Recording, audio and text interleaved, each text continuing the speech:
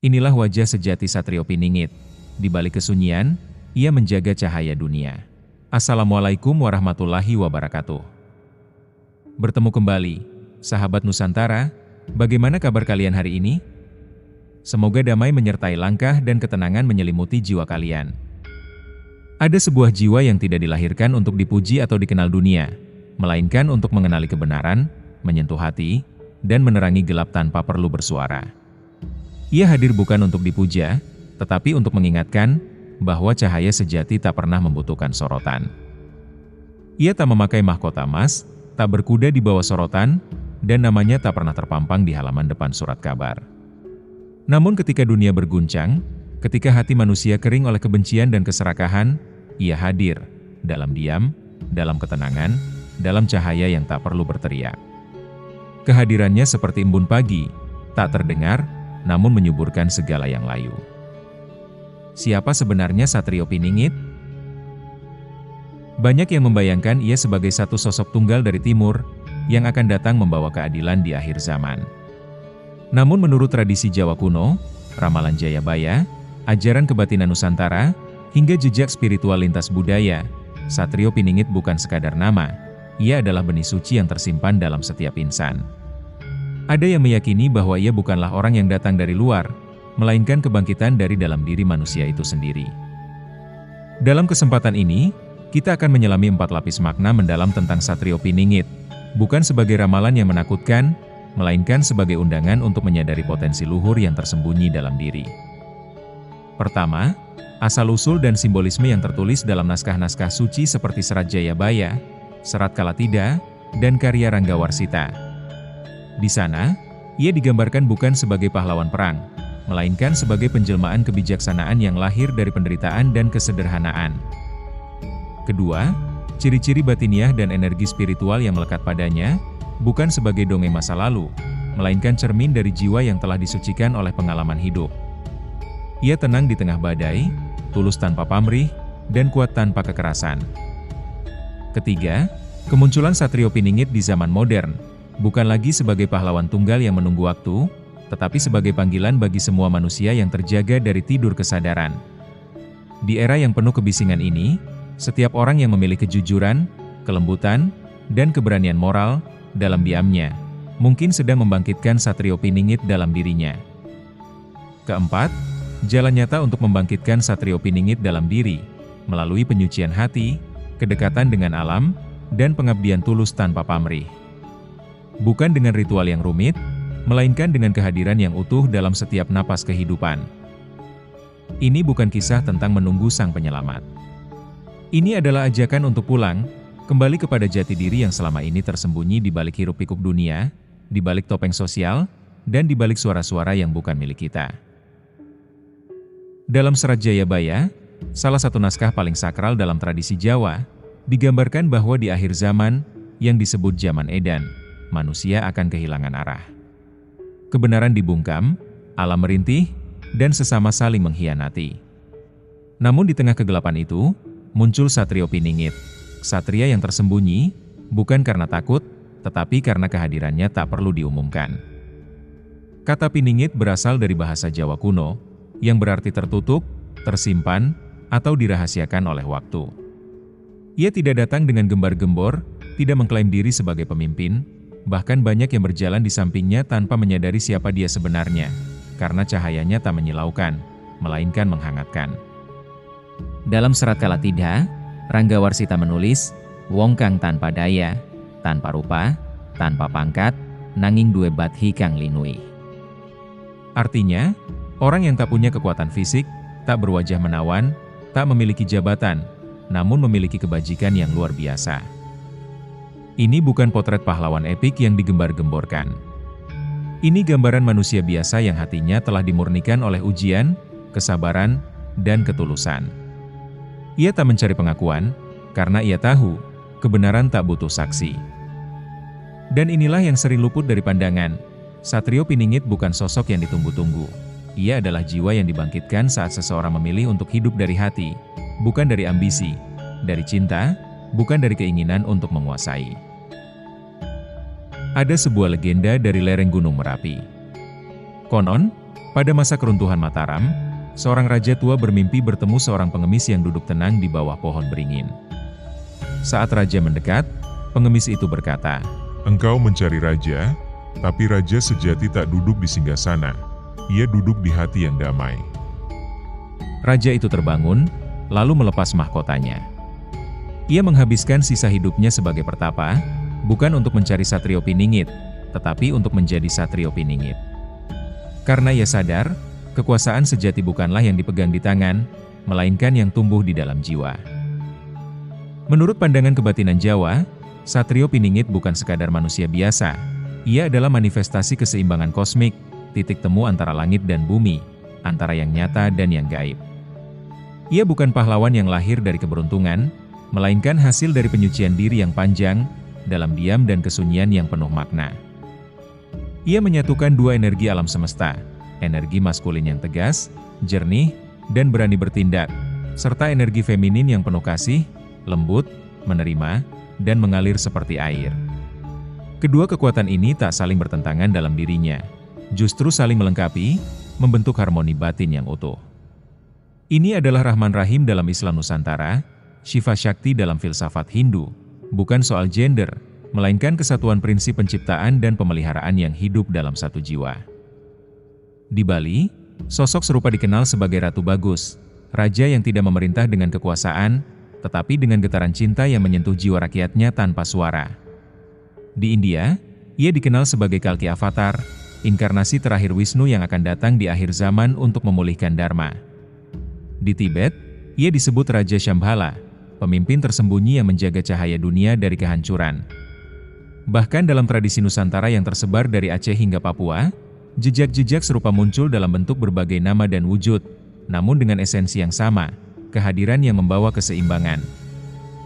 Fakta ini menunjukkan, menurut banyak tradisi spiritual, bahwa Satrio Piningit adalah arketipe universal, wujud dari harapan umat manusia pada keadilan yang tak memihak, kebijaksanaan yang lahir dari penderitaan, dan kasih sayang yang murni tanpa syarat. Ada sebuah cerita dari pedalaman Gunung Lawu. Seorang murid bertanya pada gurunya, "Bagaimana saya tahu jika seseorang adalah Satrio Piningit?" Sang guru menjawab pelan, sambil menatap matahari terbenam, "Jika kamu merasa damai saat berada di dekatnya, tanpa perlu bicara, tanpa perlu meminta, maka kamu telah bertemu dengannya. Karena kehadirannya tak mengganggu, justru menyatukan. Ia tak mengisi ruang dengan suara, melainkan dengan keheningan yang penuh makna." Karena inti dari Satrio Piningit bukanlah kuasa, melainkan kehadiran yang menyembuhkan. Ia juga disebut Wong Agung tanpa pamor, orang besar tanpa kemegahan. Ia tak perlu membuktikan diri. Karena kebenarannya hidup dalam tindakan, bukan kata-kata, dalam kelembutan, bukan kehebatan, dalam pelayanan, bukan kekuasaan. Dan inilah alasan mengapa ia tersembunyi. Dunia modern memuja yang keras, cepat, dan mencolok. Tapi Satrio Piningit bergerak pelan, lembut, dan dalam. Seperti akar pohon yang diam-diam menopang hutan. Seperti sungai yang mengalir tanpa suara namun mampu mengukir batu selama ribuan tahun. Namun, bagaimana ia berinteraksi dengan alam gaib? Mengapa alam selalu menjadi teman setianya? Jawabannya terletak pada simbol-simbol yang menyertainya, bukan sebagai hiasan, melainkan sebagai cermin jiwanya. Dalam tradisi Jawa, Satrio Piningit tidak pernah benar-benar sendiri. Ia ditemani oleh pendamping gaib, bukan makhluk sembarangan, melainkan entitas yang mencerminkan kualitas jiwanya, hasil dari keselarasan antara niat, tindakan, dan alam semesta. Yang paling terkenal adalah harimau. Bukan harimau duniawi yang ganas, melainkan simbol harisma alami, keberanian tanpa amarah, dan kehadiran yang membuat semua makhluk menghormat tanpa perlu bersuara. Harimau tak perlu mengaum untuk diakui sebagai raja hutan. Begitu pula Satrio Piningit, ia tak perlu mengklaim, cukup hadir, dan dunia pun diam dalam penghormatan. Selain itu, ia sangat dekat dengan bunga, terutama melati, kenanga, dan teratai. Mengapa? Karena bunga adalah metafora jiwa yang murni. Tumbuh dari lumpur, tetap harum. Melekar tanpa butuh pujian. Layu tanpa dendam. Setiap kelopaknya adalah doa yang tak terucap, Setiap aromanya adalah ingatan akan kesucian yang pernah kita miliki. Dalam mimpi-mimpi spiritual, banyak orang melihat sosok berpakaian putih duduk di bawah pohon besar, dikelilingi bunga dan burung-burung yang tak takut. Ini bukan hayalan belaka, ini bahasa alam yang berbicara pada jiwa yang peka. Alam mengenali Satrio Piningit karena ia tak pernah memisahkan diri darinya. Ia adalah bagian dari ritme yang sama. Namun, ada satu hal yang jarang dibahas. Perjalanan spiritual itu bukan tanpa biaya. Menjadi Satrio Piningit, atau bahkan mendekatinya, membutuhkan pengorbanan yang tak terlihat oleh mata dunia. Bukan harta atau tahta yang dikorbankan, melainkan ego, keterikatan, dan keinginan untuk dipahami. Ia harus melewati malam gelap jiwa, di mana bahkan doa terasa hampa dan langkah terasa sia-sia. Tapi justru di sanalah, dalam kehampaan itu, benih Satrio Piningit mulai bersemi. Saat seseorang masuk ke dimensi lain, bertemu leluhur, atau melakukan penyembuhan, ada harga yang harus dibayar, bukan dalam bentuk uang, melainkan dalam bentuk energi. Banyak praktisi yang tiba-tiba jatuh sakit atau lesu karena tidak memahami prinsip ini. Menurut ajaran kebatinan Nusantara, setiap pertemuan dengan alam halus bukanlah pertunjukan kekuatan, melainkan dialog suci yang menuntut keselarasan dan penghormatan. Bayangkan listrik, jika lampu terus menyala tanpa pembayaran, maka aliran akan terputus. Demikian pula energi spiritual. Jika terus memberi tanpa isi ulang, seseorang akan bangkrut secara energetik, terkuras, rapuh, dan kehilangan koneksi dengan sumber kehidupan itu sendiri. Maka penting untuk selalu melakukan penggantian energi, melalui rasa syukur yang tulus, puja yang khusyuk, sedekah yang ikhlas, atau ritual kecil yang penuh makna. Karena spiritualitas bukan sekadar gaya hidup yang bisa dipamerkan, melainkan tanggung jawab suci terhadap keseimbangan kosmik. Bukan soal siapa yang paling bisa menembus dimensi, tapi siapa yang paling mampu menjaga harmoni antara memberi dan menerima. Dan Satrio Piningit, dalam levelnya yang paling dalam, pasti memahami ini. Ia tak pernah mengambil lebih dari yang diberikan alam. Ia selalu memberi dan menerima, menjaga ritme kosmik seperti napas yang tak pernah terburu-buru, namun tak pernah berhenti. Tapi bagaimana jika saya katakan, bahwa Satrio Piningit bukan satu orang, tapi ribuan jiwa yang sedang bangkit di seluruh penjuru dunia? Di era media sosial, banyak yang sibuk mencari, siapa Satrio Piningit sebenarnya? Apakah seorang politisi karismatik? Seorang guru spiritual yang hidup di pegunungan? Atau ilmuwan diam-diam yang menyelamatkan bumi dari kehancuran? Namun menurut ajaran luhur Nusantara, Satrio Piningit bukan individu tunggal, ia adalah arus kesadaran kolektif yang muncul ketika banyak hati memilih kebenaran di tengah kebohongan, kelembutan di tengah kekerasan, dan keberanian di tengah ketakutan. Dalam serat Centini disebutkan, Ing ngarsa suntulada, ing madya mangunkarsa, tutwuri handayani. Artinya, di depan memberi contoh, di tengah membangkitkan semangat, di belakang memberi dorongan. Itu bukan deskripsi raja atau pahlawan legendaris. Itu adalah gambaran setiap manusia yang sadar akan perannya, yang tak perlu panggung, cukup hadir dengan integritas. Dan inilah kebenaran yang sering kita hindari. Kita tak perlu menunggu penyelamat dari luar.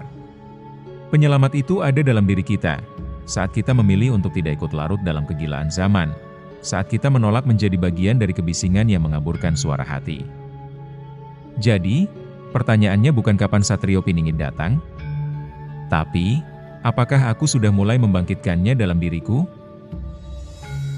Jawabannya dimulai dari hal-hal sederhana, berhenti menghakimi diri sendiri. Mendengarkan suara hati, bukan suara hiruk-pikuk dunia. Merawat hubungan dengan alam, menanam pohon, menyentuh tanah dengan telanjang kaki, menatap langit saat fajar menyingsing. Memberi tanpa menghitung balas jasa, bahkan tanpa berharap ucapan terima kasih. Karena Satrio Piningit bukan hasil pencarian luar, ia adalah kelahiran dari keberanian untuk pulang ke dalam, ke rumah jiwa yang selama ini ditinggalkan demi pengejaran ilusi.